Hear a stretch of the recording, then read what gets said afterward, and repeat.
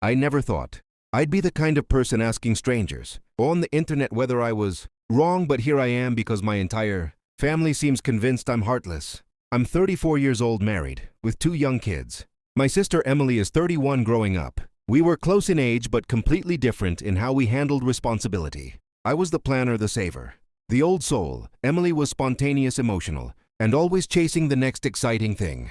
That dynamic worked fine when we were kids. As adults, not so much. 3 years ago, our father passed away unexpectedly from a heart attack. It shattered us.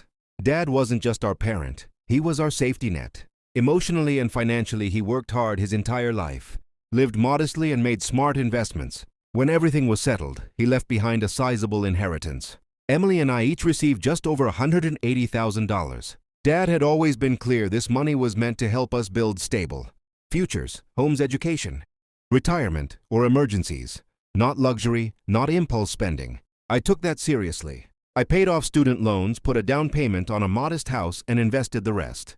I still live carefully. I don't drive a fancy car. I don't post extravagant vacations online. But I sleep well at night knowing my kids are secure. Emily did the opposite. Within months of receiving the inheritance, she quit her job. She said she needed time to find herself. At first, I didn't judge. Grief hits people differently, but then came the spending. She bought a brand new luxury SUV. She moved into a high-rise apartment she could never afford on a normal salary.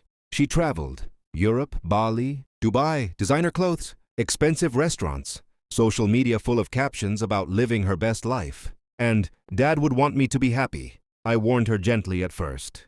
Just make sure you're planning for the long term. She brushed me off every time. Stop worrying so much, I'm fine. Money comes and goes. You're just jealous you don't know how to enjoy life. I stopped trying. About a year later, the phone calls started. First, it was small things.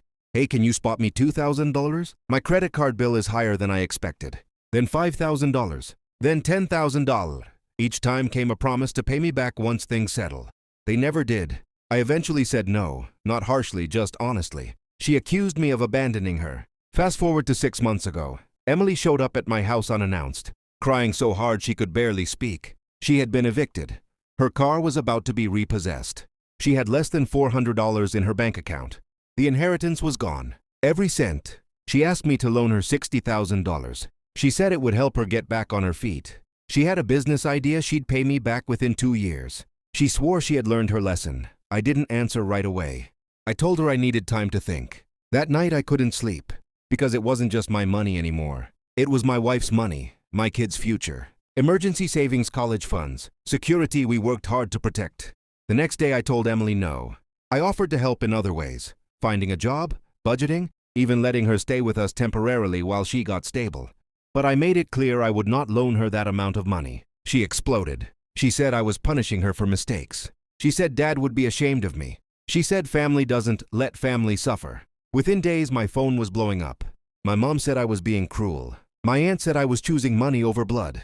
Cousins messaged me saying, if you can help and you don't, that says a lot about your character. But none of them offered to give her money. Not a single one. Emily is now living with a friend, barely making rent, and telling anyone who will listen that I abandoned her when she needed me most. I feel guilty, but I also feel angry. I warned her. I tried to help.